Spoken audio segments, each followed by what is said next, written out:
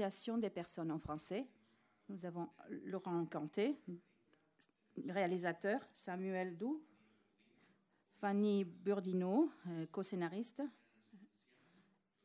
Marie-Ange Luciani et Rabat Naït Oufela, l'acteur. Si vous souhaitez poser des questions, levez la main comme d'habitude. Il faut garder le masque ou pas?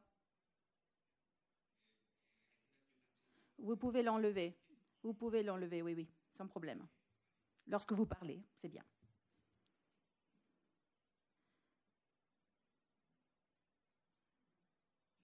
Bonjour. Félicitations tout d'abord pour votre film. Ma question s'adresse à Laurent et à Rabat. Je voulais vous demander si vous pensez que les artistes comme vous,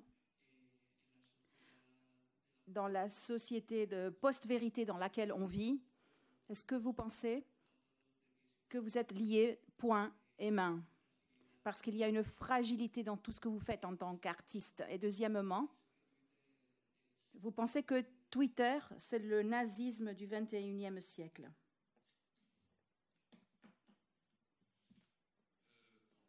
Quand même, si j'ai voulu faire le film, c'est parce que justement cette question de la place croissante que prennent les réseaux dans nos vies m'intéressait et que j'ai l'impression qu'on les regarde peut-être pas avec assez d'attention pour justement peut-être éviter les excès et on y dit un peu tout et n'importe quoi et finalement tous les messages sont ramenés au même niveau. On peut être président de la République ou jeune écrivain de talent, on est finalement juste comment on dit, trié par le nombre de followers qu'on a. Mais chaque parole me semble un peu équivalente et surtout tellement sujette à la simplification parce qu'on écrit des messages courts, parce qu'on écrit vite et que cette simplification-là, moi, me fait un peu peur et que c'est ce que j'essaye de montrer dans le film. Puis par ailleurs, cette simplification elle donne lieu à beaucoup de violence. C'est-à-dire qu'on s'insulte beaucoup plus facilement sur les réseaux qu'on le fait dans la vie. Et que cette violence-là, elle est presque inhérente au médium. Quoi.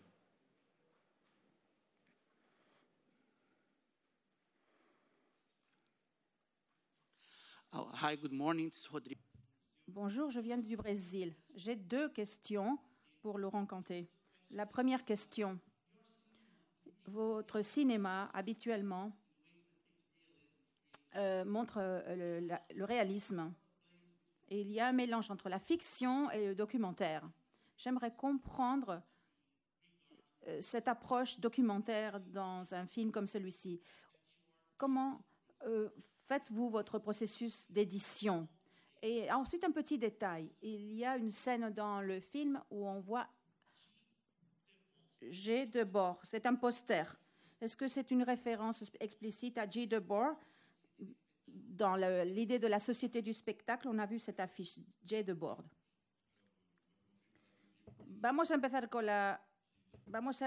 con la segunda pregunta.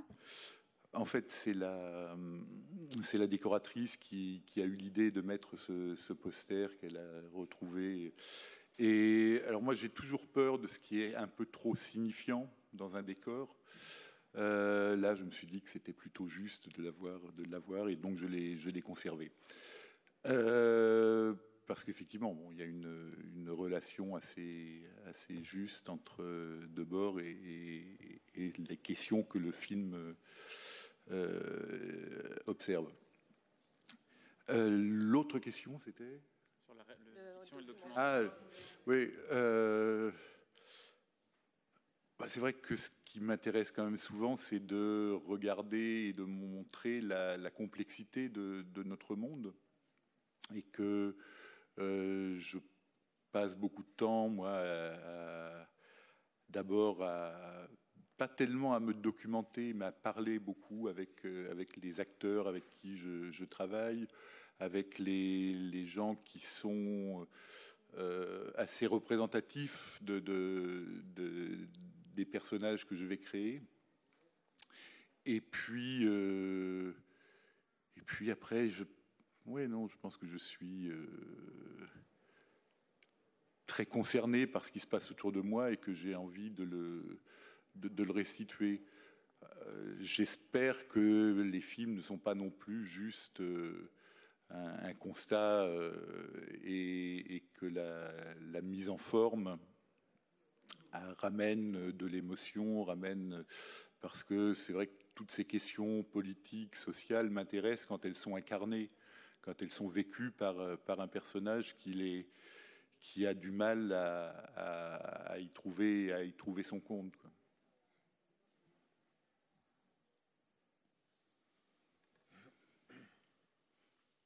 Señor Lorin Cantet.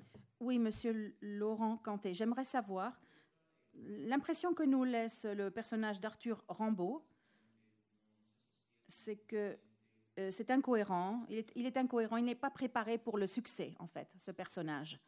J'aimerais savoir si vous considérez que c'est un enfant de l'ère digitale ou si c'est un personnage transcendantal, son caractère transcende l'histoire actuelle. C'est un personnage assez représentatif de notre époque, représentatif aussi d'une fracture sociale qui en France est très marquée, et surtout à Paris, entre le monde parisien et la banlieue. Il est très très difficile pour un jeune issu d'une banlieue de trouver sa place dans l'autre monde, et que ça fait partie quand même, c'est une figure assez représentative de notre société. Et puis alors, par rapport aux réseaux sociaux, je pense que c'est un peu ce que dit Karim à un moment dans le film. C'est que même s'ils sont nés avec les réseaux sociaux, je pense qu'il y a une incompréhension parfois de leur fonctionnement. Et que il dit, moi, au début, quand j'ai commencé à tweeter, je le faisais pour m'amuser avec les 3 ou 4 copains qui étaient sur le réseau. Ce qu'il faut réussir à comprendre, c'est que quand on est sur un réseau social, potentiellement, on s'adresse au monde entier. Et que surtout, ce monde entier, ce système a une mémoire très forte. Que si vous effacez vos messages, ils restent malgré tout quelque part, ils restent ne serait-ce que sur l'ordinateur de quelqu'un. Et que ces mots qu'on croit écrire de manière un peu comme une blague en quelques secondes, ont un poids qu'on mesure mal au moment où on les écrit, sûrement. Et ça, je pense, peut-être qu'on peut laisser la parole à des gens plus jeunes que moi, qui l'utilisent plus que moi, mais... Sí, de hecho, Oui, par allusion et concernant la construction du personnage, peut-être que Rabat peut nous raconter comment il a considéré la construction de ce personnage avec ces 2 temps si différents, ces 2 espaces très différents et très marqués. Comment avez-vous construit votre personnage ? Déjà, avec Laurent, on a beaucoup discuté de ce personnage, à savoir quelle direction il fallait prendre pour interpréter ce Arthur Rimbaud. Pour ma part, moi, personnellement, je suis pas très fan des réseaux sociaux.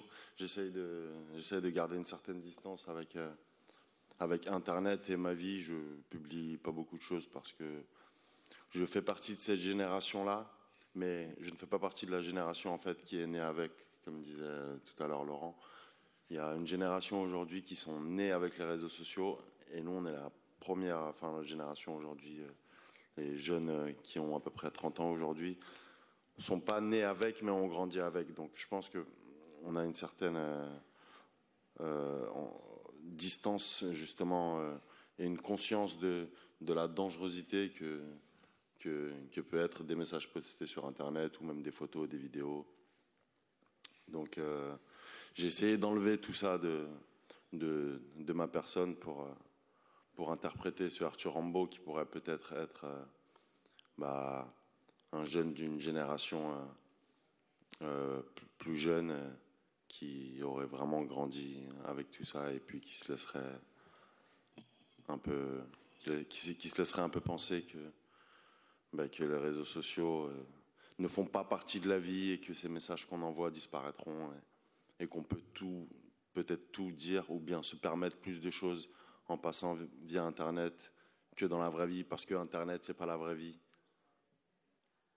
Et voilà, c'est cette direction-là que j'ai pris pour ma part.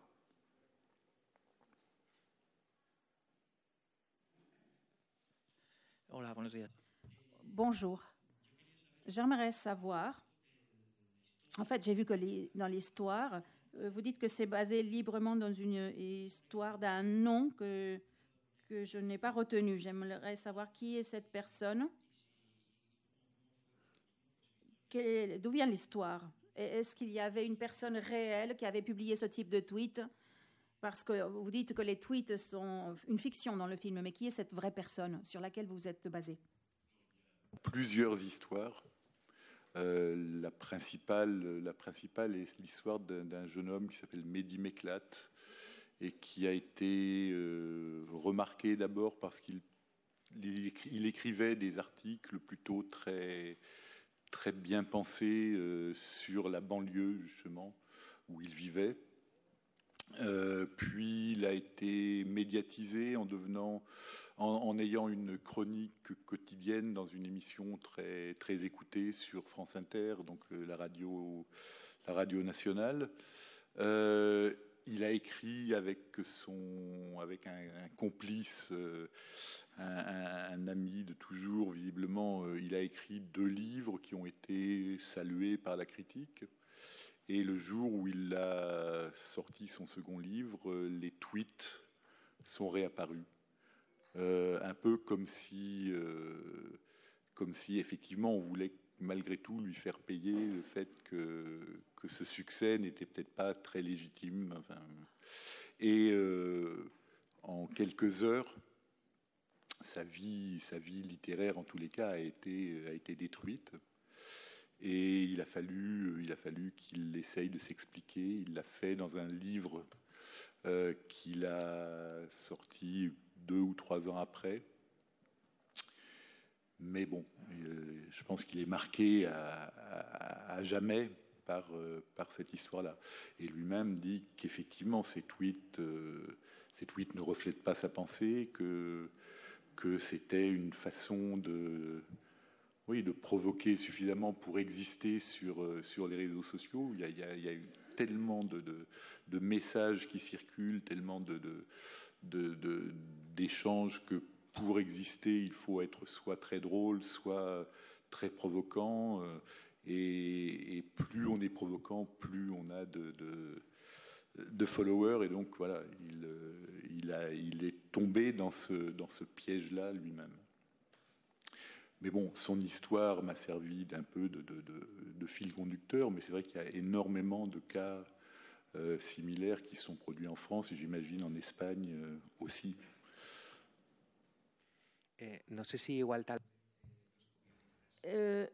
Est-ce que les co-scénaristes veulent apporter quelque chose par rapport à l'adaptation d'un cas réel, une histoire vraie, mais vous pouvez nous parler des éléments de l'identité digitale, parce qu'il y a un premier plan où on voit l'écran vert au début, et on voit cette personne qui charge tout le temps son téléphone.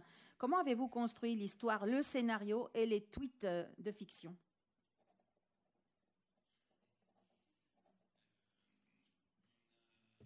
Ça répond aussi un peu à la question qu'un des journalistes posait tout à l'heure, c'est la question de la fiction et du réel, c'est-à-dire non seulement ça traverse le travail de Laurent depuis longtemps, mais évidemment dans ce film-là, ça s'incarne de façon très particulière et à tous les niveaux de l'écriture et de la mise en scène. Et effectivement, ce premier plan sur fond vert, c'est assez beau qu'il soit au début du film, parce que c'est la rencontre effectivement de l'écriture, c'est le moment où on bascule dans la fiction, et pourtant on est sur ce fond vert sur lequel on pourrait projeter tout ce qu'on a envie de projeter. Donc en fait, il y a déjà comme une sorte de volonté de raconter qu'on va essayer de dire une vérité, on va enlever les faux fonds, et pour essayer de percer une vérité qui n'existerait pas par cette image qu'on est en train de mettre en place.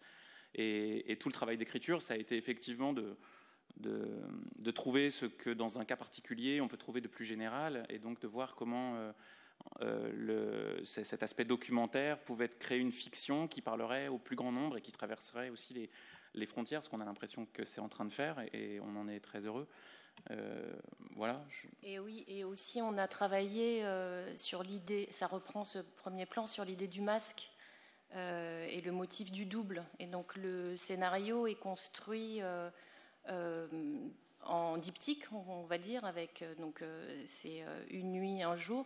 Et donc en fait le scénario se déplie aussi comme ça sur le motif du double. Et Karim et Arthur Rimbaud, il a une amoureuse qui elle-même a un autre amoureux.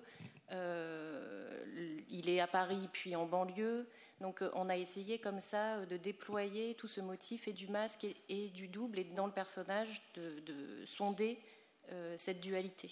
Ce qui retrouve aussi la question de la fiction et du réel, aussi dans l'idée du centre et de la périphérie, c'est-à-dire le centre parisien, le centre des médias, de la projection qui serait plus ou moins mensonger, en tout cas on en a un peu parlé avec Guy Debord aussi, et la périphérie où on s'enfoncerait dans une forme de réalité, de réel, quoi, ce à quoi on est confronté lorsque on n'est pas à la télévision, dans un écran.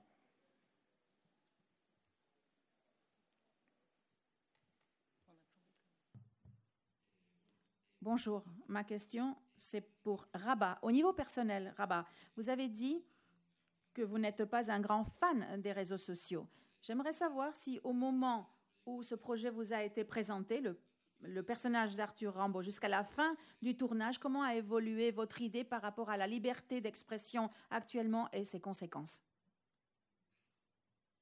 Je ne sais pas si mon idée sur la liberté d'expression et ses conséquences a changé entre le début du film et la fin du film. Par contre, pour répondre à la première partie de votre question, oui, quand je dis que je ne suis pas un fan des réseaux sociaux, c'est qu'en fait, encore une fois, je suis issu d'une génération en fait qui jouait au foot dans la rue, et où la génération d'aujourd'hui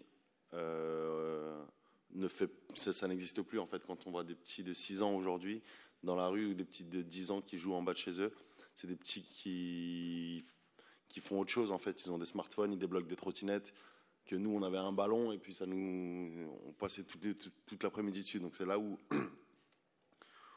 la nuance, c'est là où ça change en fait. Ma vision de la liberté d'expression entre le début et la fin du film, enfin, je pense pas que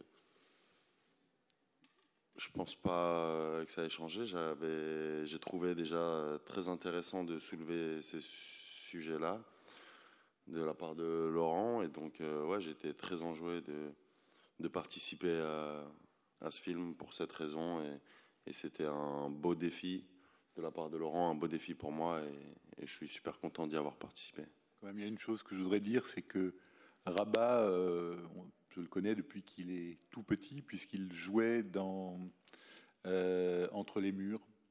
Il était un des élèves de la classe, et que moi, le retrouver sur ce tournage, ça a été quelque chose de très émouvant, et j'avais pensé à lui en écrivant tout de suite.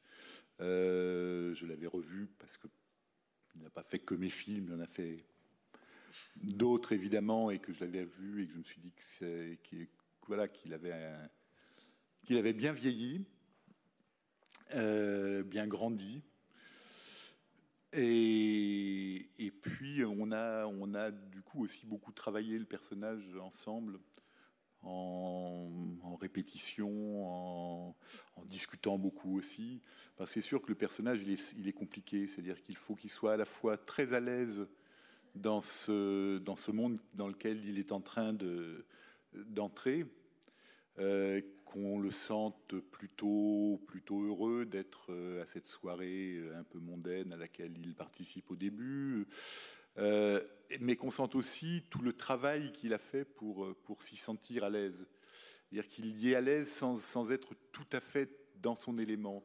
Et je trouve que ça, c'est quelque chose qu'on a essayé de doser et que Rabat a trouvé d'une manière, moi, qui me touche beaucoup. Moi, si je peux me permettre, je voudrais revenir juste sur la question de la liberté d'expression. Tu m'arrêtes si c'est faux, mais moi, je ne crois pas que le film parle particulièrement de liberté d'expression.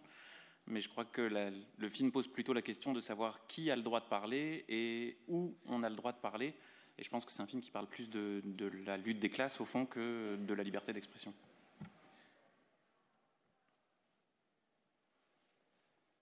Okay. Je vais essayer en français, mais bon. C'est une question pour M. Kanté et aussi pour les scénaristes. Le film m'a fait penser à ces choses que Jean Renoir disait de tout le monde a ses raisons. Et je voulais savoir comment vous approchez cette idée pendant que vous écrivez les scénarios, mais aussi quand vous faites le film. Merci. On y pense beaucoup. Et je pense même qu'on en a parlé quand on écrivait, en tout cas, de Renoir. Ça rejoint un peu ce que je disais juste avant, c'est-à-dire qu'effectivement, la question, elle est plus de savoir, d'essayer de faire le tour d'un personnage pour comprendre d'où il vient et pourquoi il fait ce qu'il est en train de faire et à quelle force et quelles injonctions il est soumis. Et puis ensuite, après, de tourner autour, de voir les personnages qui sont dans son champ de vision, dans son champ de vie, et de voir aussi comment eux et à quelles injonctions ils sont soumis. On voit bien que l'éditrice, quand il y a cette grande scène du procès, comme on l'appelait quand on écrivait, où ils sont dans le bureau en train de décider de l'avenir de ce jeune garçon, chacun parle à son endroit. Donc chacun, dans cette scène, a ses raisons de parler. L'attaché de presse, l'éditrice, l'avocat, chacun dit d'où il est, en donnant son avis sur cette affaire. Donc, en tout cas, si on arrive à la fin du film à se dire que chacun a ses raisons et qu'on en sort tous un peu plus riches de les comprendre plutôt que de condamner, ce serait un peu l'objectif de ce qu'on a fait, oui, c'est sûr. Oui, et après aussi, quand on a commencé à se rencontrer et à écrire, c'est Marie-Ange aussi qui nous accompagnait dans ces premiers échanges et qui nous disait que le film pouvait être un contrepoint à The Social Network. Tu te souviens ? Qu'il y avait comme ça une parenté, en tous les cas, entre le film de Fincher sur Facebook et puis là où on abordait aussi... comme si c'était qu'il pouvait y avoir un pont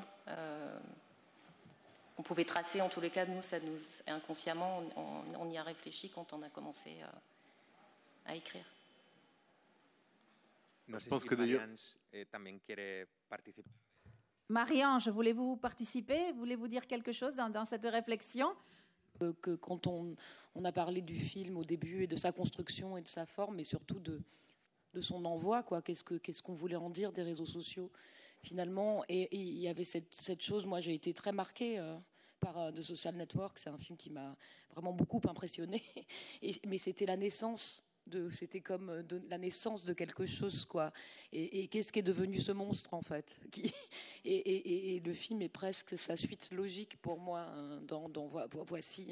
voici ce qu'on a fait de cet objet devenu un peu monstrueux, mais c'est pas moral ce que je dis, mais il y a quelque chose qu'on ne maîtrise plus, en fait. Et ce qui est rigolo, c'est que dans The Social Network, quand il crée Facebook, et la première scène m'avait beaucoup marqué, c'est vraiment, il crée Facebook pour se venger de sa petite amie. Et dans Arthur Rimbaud, les tweets se retournent contre lui et ressemblent un peu à une vengeance sociale à un endroit. Voilà. Donc c'était un fil conducteur comme ça, modestement rapproché. David Fincher de Laurent Cantet.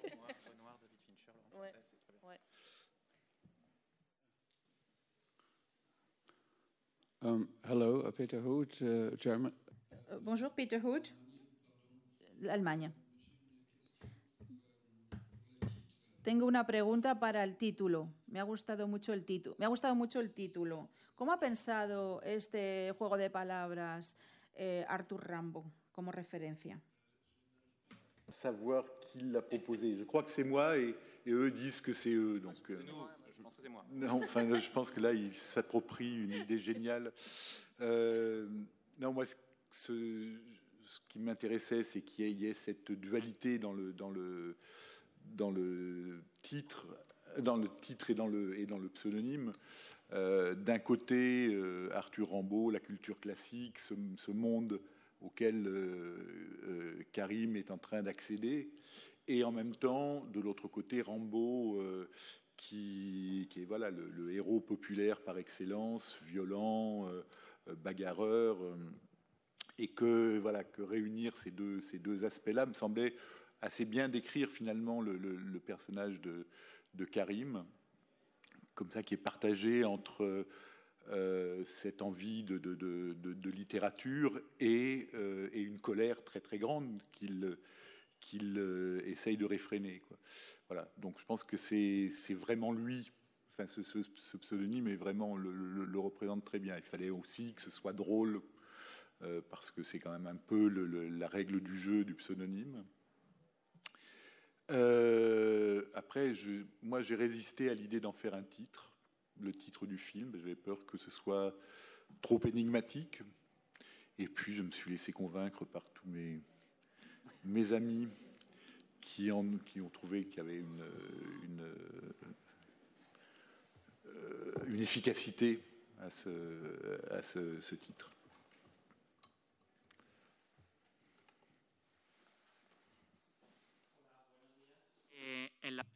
Bonjour. Dans votre film, il y a le fait que c'est un homme qui a ses problèmes avec les réseaux sociaux. Comment est-ce que la masculinité est liée à ces problèmes de tweet? Est-ce que si votre personnage avait été une femme, ça aurait été différent?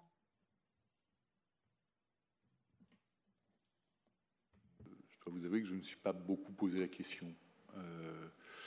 Je pense que la violence est peut-être plus souvent associée à l'homme qu'à la femme, et que peut-être que inconsciemment, le fait de ne pas se poser la question vient peut-être de là. Non, je sais pas. Non, surtout, il y a des histoires assez. Il y a une histoire en France assez identique à celle de Mehdi Mekla dans le film. Sur lequel le film s'appuie, qui est l'histoire d'une jeune fille qui a participé à The Voice, qui est une énorme émission, je crois que ça existe ici aussi, enfin une énorme émission de télévision, de chansons, et elle a gagné, elle était en finale de The Voice, c'est ça, Ménel, et elle aussi a vécu à peu près la même chose que Arthur Rimbaud, c'est-à-dire que des tweets, des vieux messages postés ont été exhumés des réseaux sociaux, et c'est exactement la même. En fait, je ne crois pas que ce soit une affaire de sexe là. Je crois que c'est une affaire une affaire sociale, et puis une affaire aussi de Twitter qui est un peu à un moment une sorte de Far West où c'est possible de tout dire, et en se disant que de toute façon il y a peu de traces de tout ça, sauf que ça reste. La mémoire Internet, c'est un vrai sujet aussi, la mémoire numérique. Mais oui, je crois que Ménel, qui est une jeune fille. Par contre, ce qu'on peut quand même constater, c'est que statistiquement, beaucoup de ces histoires, celles qui en tous les cas arrivent au jour, impliquent des jeunes issus de l'immigration.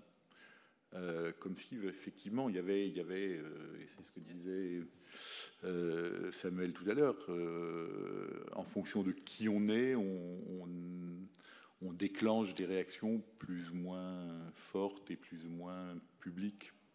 Après, la grande figure de troll de Twitter aujourd'hui, c'est Donald Trump. Et bon, ben voilà, c'est un homme violent, c'est vrai. Non.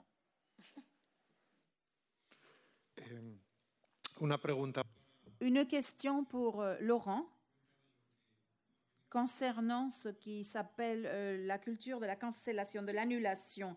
La maison d'édition ne vacille pas, n'hésite pas à annuler, à couper les ponts, à terminer la promotion du livre.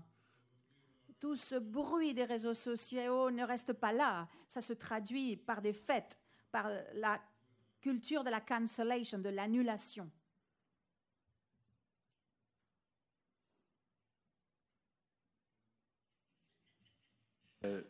Oui, en même temps, moi, ce qui m'intéresse là plus que ça, c'est la façon dont chacun a ses raisons de refuser ce qu'il vient de découvrir ou ce qu'il connaissait depuis longtemps. La maison d'édition, effectivement, a ce geste-là. Oui, c'est toujours un peu... En tout cas, par rapport à cette question de la culture, de la cancel culture, moi, je trouve qu'il faut quand même toujours essayer de regarder quel pouvoir ça sert et quelle idée ça déploie. C'est-à-dire que là, la maison d'édition, ça lui coûte moins cher pour pouvoir garder son pouvoir par ailleurs d'annuler la vie d'un jeune garçon issu de l'immigration qui va retourner dans sa banlieue et dont on n'entendra plus jamais parler. Et voilà, et j'ai l'impression que c'est pas une culture, c'est une arme. C'est pas, et ça sert quelqu'un derrière qui l'utilise à propos pour avoir un résultat. C'est pas juste par plaisir. C'est une question de pouvoir. Vale, y vamos a ir a la última. La dernière question maintenant. Oui, je suis du Brésil. C'est un film sur des questions sociales variées et un film sur la littérature aussi. Votre dernier film, c'était l'atelier littéraire. L'atelier, c'était un film sur des jeunes qui produisent de la littérature. Et il y a 4 années, vous êtes allé au Brésil, vous avez participé à un projet social, Flopé, la fête littéraire des périphéries. Vous avez enseigné, discuté avec les jeunes des favelas, comment produire de la littérature, comment produire de la culture. J'aimerais comprendre comment ces expériences, l'expérience des jeunes, la littérature dans cet atelier et les jeunes de Fluti et des favelas au Brésil nous met dans un environnement littéraire qui vient aussi des périphéries et des banlieues. Comment avez-vous établi ce lien ? Moi, j'ai l'impression que la littérature, c'est à la fois une arme, mais c'est aussi une façon de travailler sur soi-même. Et que prendre le temps d'écrire ne serait-ce que 3 pages très personnelles fait que le regard que vous portez sur vous-même, sur votre place dans le monde, sur tout ça peut devenir beaucoup plus intéressante pour vous et que c'est un moyen.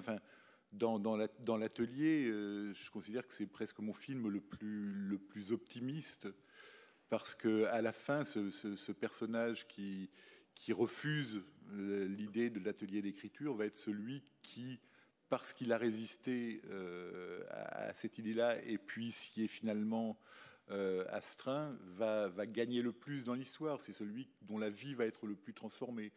Voilà, se dire que la littérature a ce pouvoir-là, moi, ça me fait très, très plaisir. Après, est-ce qu'on laisse beaucoup d'espace à ces jeunes gens pour exister dans le monde littéraire ? Je n'en suis pas sûr. Même si j'ai l'impression que ça fait toujours très, très plaisir à tous les gens de culture, tous les gens de gauche, que de temps en temps, comme ça, un personnage qui pourrait ressembler à Karim puisse exister, parce que voilà, c'est la preuve que notre société est moins compartimentée que ce qu'on le dit. Après, il y a peut-être beaucoup d'hypocrisie dans tout ça, parce que finalement, dès que les règles sont un peu, comment on dit, une règle transgressée, on a plutôt tendance à renvoyer très vite l'auteur à sa place, c'est-à-dire là d'où il vient. il y a quand même un peu de dimensions dans cette question. Il y a des dimensions effectivement intimes, c'est-à-dire la littérature et l'art, le cinéma, comment elle révèle une personnalité, comment elle peut nourrir quelqu'un et le faire évoluer, lui faire dépasser la condition dans laquelle il est. Le problème, c'est que il n'est pas certain que la société, elle, permette ensuite que ce dépassement puisse avoir lieu. C'est-à-dire ce qui va créer une frustration encore plus forte et donc une violence encore plus forte, au fond. Ce qui crée les révolutions, parfois. Vale, y ahora sí, la ultimísima. Et maintenant, c'est la dernière question. La dernière. Je suis tout à fait d'accord avec tout ce que vous avez dit sur les objectifs et la thématique centrale du film. Là, j'en suis sûre. Mais il me semble très important de voir ce qui est dit dans Arthur Rimbaud, dans les hashtags, dans les tweets. Est-ce que vous pensez que c'est très important? Parce que la scène que j'ai beaucoup aimée, c'est la scène finale entre les deux frères. Et cette réponse du petit frère, « Alors tu nous as trompés jusqu'à présent ». C'est un fond très très fort.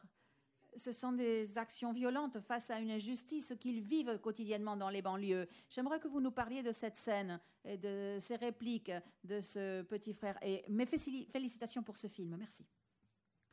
Alors, d'abord, je pense que pour moi, il était très important que ces tweets s'affichent à l'écran. Parce que je pense que ça leur donne une violence beaucoup plus grande encore que quand on les entend ou quand on les lit sur un écran de téléphone. Il fallait que cette violence soit là pour qu'effectivement, d'abord le spectateur soit toujours partagé, balance entre une certaine empathie pour le personnage que l'on voit se débattre comme ça dans une incompréhension de ce qui lui arrive presque, et d'un autre côté un rejet du personnage parce que ce qu'il a écrit est trop insupportable à lire, quoi.